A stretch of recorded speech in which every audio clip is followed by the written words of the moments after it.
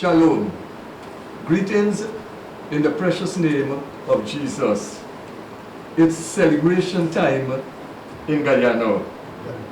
It is our Republic Jubilee, a time where we thank God for liberating us from a dependency syndrome and taking us to a place where we can see ourselves as a prosperous nation. It is time when we must fulfill our continental destiny.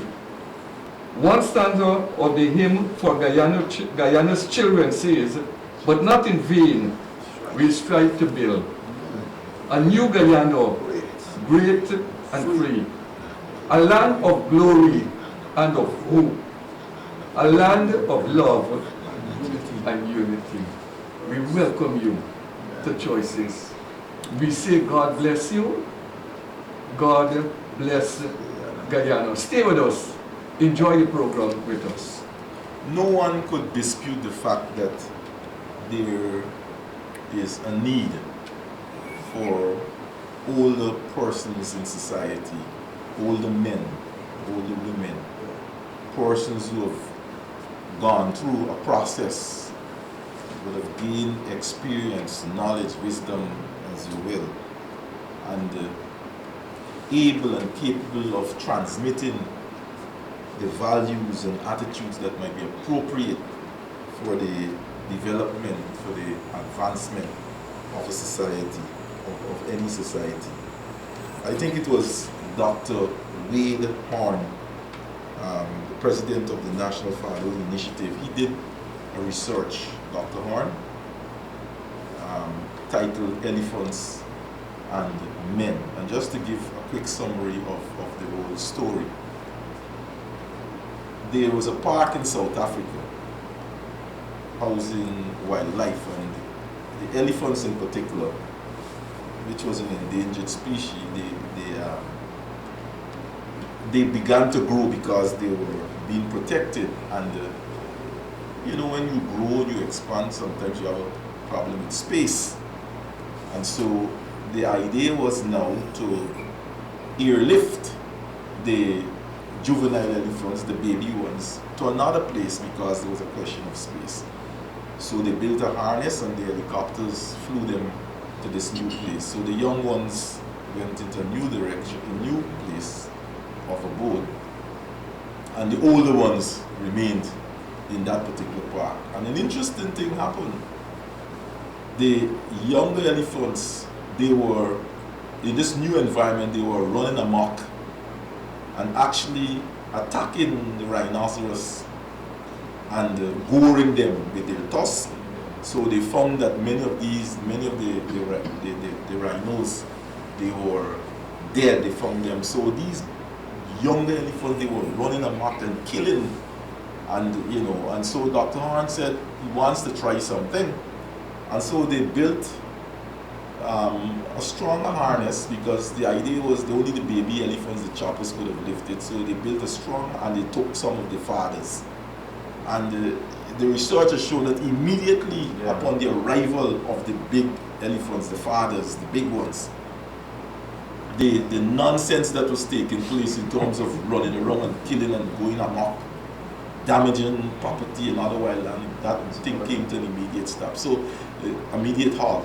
And so the connection that Dr. Horn was making is that upon the arrival of the big boys, the older folks, order came again. Yeah.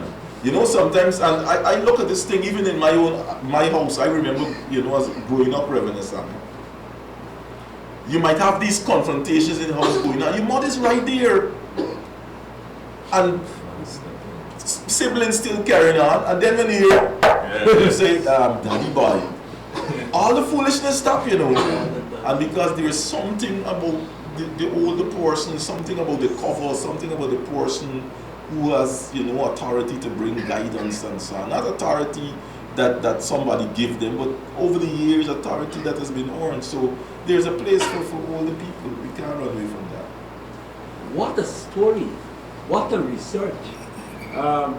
It speaks to the value, the importance, and the recognition of that value of the matured, the experienced, that we sometimes want to say old, because that word old sometimes connotes the fact that you are an invalid. But it doesn't mean that you are an invalid, but you have acquired experiences along the way.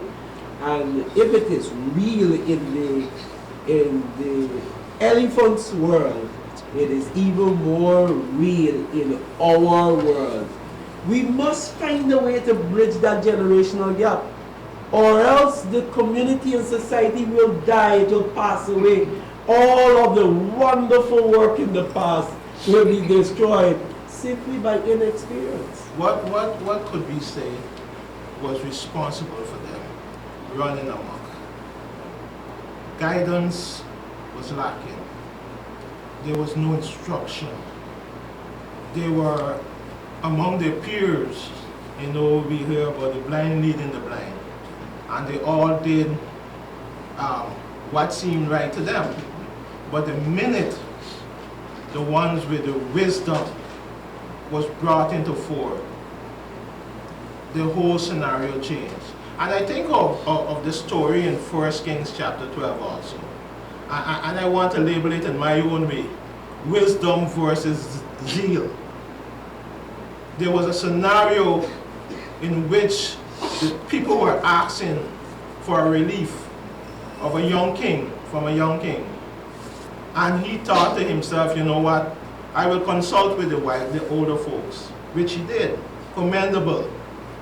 But then he also chose not to listen to them and to consult with his peers. And instead of following the wise instruction, he followed the instruction of his peers, which led to the division of the kingdom. And so we got to be careful. We are not saying that all young people are foolish and they lack wisdom and understanding. But in so many instances, when they come to the fore, they allow their zealousness to take control. It is more than just the zealousness. I believe that I go right back to the story with the research with the elephants. It is more than just zealousness. In many cases, it is complete inexperience. Because the wisdom of the old doesn't mean that they have done everything right. That's so true. Or what it means is that they have passed through and have learned some valuable lessons of life. And instead of experimenting with life now, they know I can say, hey Wesley, don't try that, bro. It is not going to work. And so I believe that we need to, like the research did, bring the elders back into the community. You know, I was once young.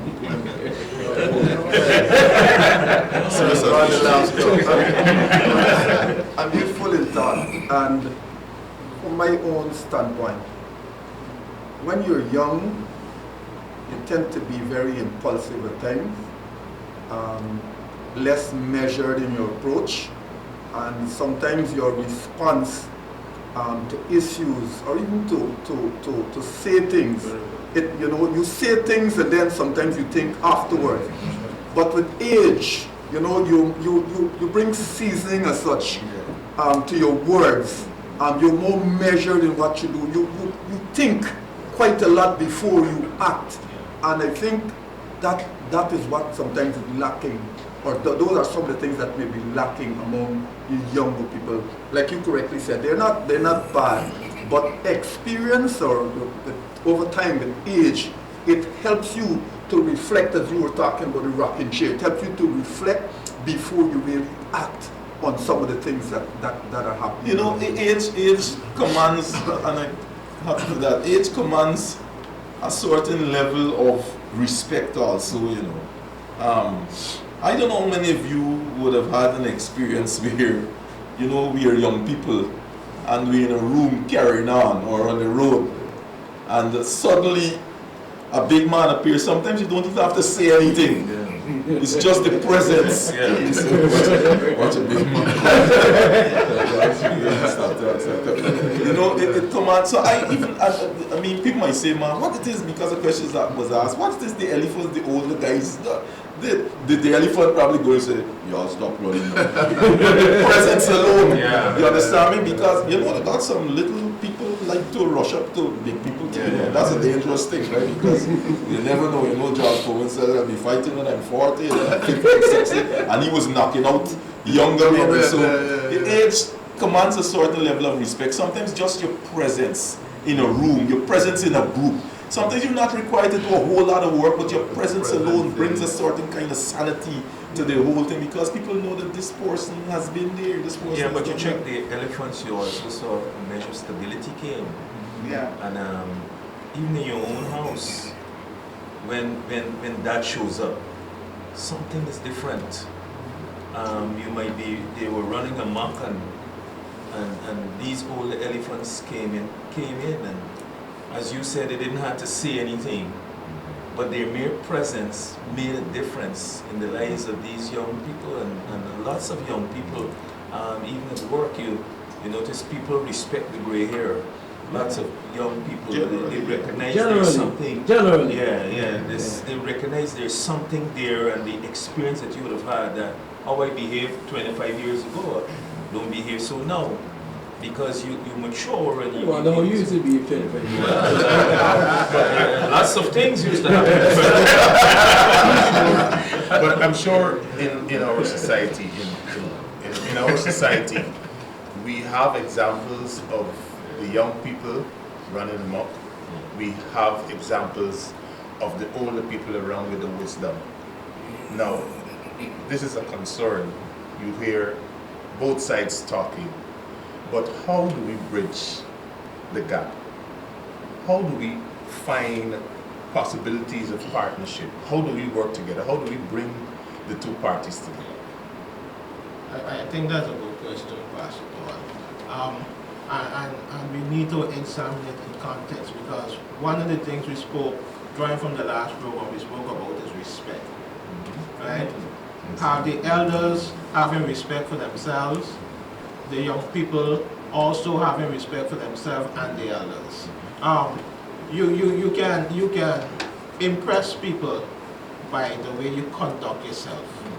Okay? And so I believe when we model certain things as elders, we will be able to attract the sensible ones who will want to pattern their lives after us. But even as we talk, before you go there, Rev, there are women in society too, right? Who command respect and helps to harness the family, so we can leave them out of the picture. I wanted to just make the observation that you have highlighted, that not because you are gray-headed or you're old in age means that you operate with wisdom. You have made the point very beautifully that there are some of us who are matured but still being irresponsible, and that should not be hidden. It is true, but generally age teaches wisdom, and we cannot run away from that fact. And they should be a merger of the two for the society. So Psalms 147 makes the observation, one generation shall praise the work of the other, which means that we are actually building on each other. And for that real transmission to, or transfer rather, to take place, there must be that interaction between the two. And I think also it might call for some proactivity on our part as both sides. We need to, as young people, need to find a way to find somebody that you can trust, older person, and talk with them, get wisdom, get understanding. Sometimes we have to come off our phones, come out of our vehicles, come out of our homes, or where we operate, and get into the community and find out what is happening. The older persons also can find a way to invest in a young person by simply talking to them, developing a relationship, and from there you're able to impart knowledge, you're able to give advice, sound advice, and I'm sure that young person will be responsible enough to ensure that they take the Well, they advice don't always and to do. put it into practice. Oh, But we yeah. have to start somewhere. Yeah. Yes, they do have people Yeah. who will not do that, but then they also have those who will be willing. I mean, sometimes you might not have a father in the home, but you have somebody that you can trust, somebody that is respected in society, and you'll be amazed. There are so many success stories of people who have invested in the lives of younger people, and today those young people are grateful. I They're doing well in think we have to I think in this, to answer the question or to attempt a response, I think context is so important. I think there must be a willingness, Yes. a willingness of the Yeah. of the older persons to teach, to train, and the younger persons to submit. And so if we paint that, if we put that into context, every society, will develop. Some young people, in our previous discussion, they want to venture off on their own, right? They don't want to submit. So we have to get young people to understand that it's not just respecting, but if you submit to the older person, That's right. your life could be more prosperous. And the older Excellent. persons also have a responsibility to teach, because you can't hold back. And I like to use this example, and I'm going to just say quickly. I think I used it once before. There was a martial arts movie, Eagle's Claw, Cat's Paw, Snake Fist, and I understand in that movie you had two fighting techniques, and one was superior to the other in terms of power and skill. That's the Eagle's Claw was better than the Snake Fist. But what we discovered is that the people who were using the Snake Fist technique was beating the people with the superior technique. And why that happened? The master for the Eagle's Claw was teaching a little and did not want to see the student actually become empowered, because he was afraid that if this student becomes like me, this student will turn back and attack me. And this whole thing about trust too, is important, because sometimes you teach people and they turn on you, all right? But if you can't really study that, because if you thinking like that, society will not go.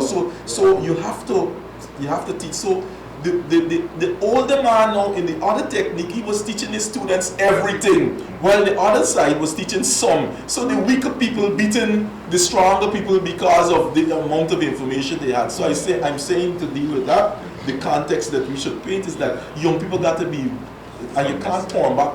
You can't sorry for Magadag and Magadag turn back bite you. You have to submit to the older person, and the older person should impart everything. And I believe if that context is painted properly, we could see advancement. Rev, I want to take, Rev, I really want to thank you, Dr. Hudson and Pastor Paul. I really want to thank you, because you brought this discussion to a place where,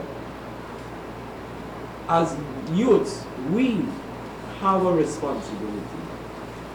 For example, I want you to take us into First Kings, where there is a scenario of a young man attaining the office of king and having to make a very critical decision.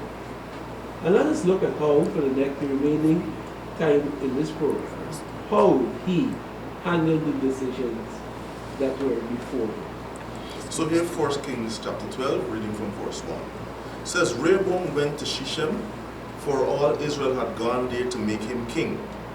When Jeroboam, son of Nebat, heard this, he was still in Egypt, where he had fled from King Solomon. He returned from Egypt. So they sent to Jeroboam, and he and the whole assembly of Israel went to Rehoboam and said to him, Your father put a heavy yoke on us, but now lighten the harsh labor and the heavy yoke he put on us, and we will serve you. Rehoboam answered, Go away for 3 days, and then come back to me. So the people went away. Then King Rehoboam consulted the elders who had served his father Solomon during his lifetime. How would you advise me to answer these people, he asked. They replied, If today you will be a servant to these people and serve them and give them a favorable answer, they will always be your servants. But Rehoboam rejected the advice the elders gave him and consulted the young men who had grown up with him and were serving him. He asked them, "What is your advice? How should we answer these people who say to me, 'Lighten the yoke your father put on us'?" The young men who had grown up with him replied, "These people have said to you, 'Your father put a heavy yoke on us, but make our yoke lighter.' Now tell them, my little finger is thicker than my father's waist. My father laid on you a heavy yoke, I will make it heavier. My father scourged you with whips, I will scourge you with scorpions." Rehoboam must be a thick man. You know, as Reverend Semple read that story, I'm cognizant that some of the younger people may be thinking that we might be holding these older folks up on a pedestal. We're saying that everything that the old person tells you is the thing to do. And you probably have some issues with that, given some of the older folks that you've interacted with. And perhaps for good reason. So here's my little advice to you on that. Because we're certainly not saying that. I think some of my brothers before have actually confessed. But let me take it a little deeper.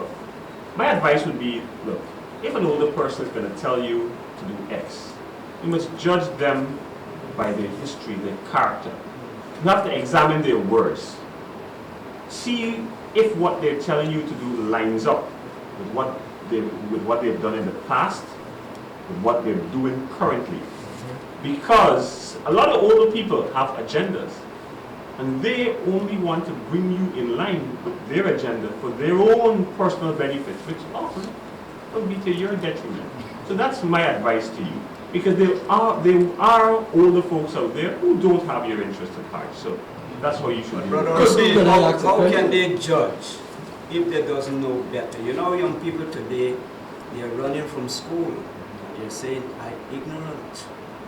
But I want to say to our young people, go to school and stay in school. A young man lost his life just in somewhere up the bank because of the ignorance of a gang. You know, and life has been taken out. But I pray that God will turn back the hearts of the fathers to their children, and the hearts of the children to their fathers. Gray hair is wonderful. Wisdom, God's put there, but who listens? As we may say, people feel that they know everything. And as Brother Orson says, we need to judge, but we need to go to school and learn so we can say 2 and 2 make 4. Could the young people feel that they're being threatened by the older persons? In what way? I will ask you in what way. And I also had a question for Deacon Smith too, to ask, should an older person make a mistake? Does it disqualify them from giving an advice? No, it certainly doesn't. As a matter of fact, it's because of some of the mistakes that they have made that they can now say, "Look boy, look girl, don't do this." And then transparency helps. This is what I did, and this is what it got me. You see, if we build ourselves up to make it out that we are holier than thou, we were perfect, nobody never trusts you, because no man is perfect. So if we are transparent and say, look, and sometimes, depending on the situation, we may actually have to reveal some intimate details about ourselves to be able to ground with that person at their level, and that would now help to build that trust, I think, as my brothers have referred to before. I think it's Dr. Hudson who I heard say sometime in our discussion, problem is not solved at the same level in which it was created. And many times we attempt, and we find it in the issue, the story, and the event of Rehoboam, attempting to address a matter at the same level. It's amazing how he identified, Rehoboam identified himself as a part of the young people's gang. And saw the older folks as an enemy. And even though the older folks had given him sound advice that will enhance his work, he chose to follow those at his own level, which led to the destruction of Israel. As a matter of fact, that simple decision caused Israel to be divided and Israel to disintegrate as a strong, powerful nation at the time. And so I want to encourage us as young people, please, for heaven's sake, you must be smart enough to know when you have good advice, take it. And you know, the thing about it is that as we give advice as older or younger people, truth must be told. Honesty must be always forthcoming. If you don't want your past to be known, and your past can help a younger person to avoid all the pitfalls that you've gone through, you as an individual will hide yourself. But if you want to bring stability to a young person's life, tell them, I experienced X, Y, and Z in the past. And because of my experiences, I can now help you to do X, Y, or Z. So speaking to young people, you don't withhold your past, because your past is a teacher that brought you through, and you can help somebody to come through. A few days ago, I was driving on one of the streets in Georgetown, and I saw a father who caught my attention. He was taking his daughter to school, and he was so proud of his daughter. He had her on the inside corner of the road, and you could see how joyful he was as he was taking her to school. But they were walking in the direction of the traffic. So even though he was doing this wonderful thing of taking his daughter to school, he was happy, and he put her on the inside corner, they could not see the coming traffic. And if the driver's careless, they could be hit, and he was teaching her the wrong thing. So I stopped, went down my window, and I said, Dad, congratulations, Dad! But you're walking on the wrong side of the road. Take her across the road. And this is what he said, thank you, big man. Thank you. I walked across the road. I pray that we will be so smart to recognize when we have a good advice. Take it. This is choices. God bless you. Shalom. We thank you for joining us on Choices today. Remember, you can join us at First Assembly, LNP Durban Street, Workmanville, Georgetown, Guyana, for any of our special services. I'm Celacia on behalf of the set, reminding you that your whole life is the sum of your choices. God bless you.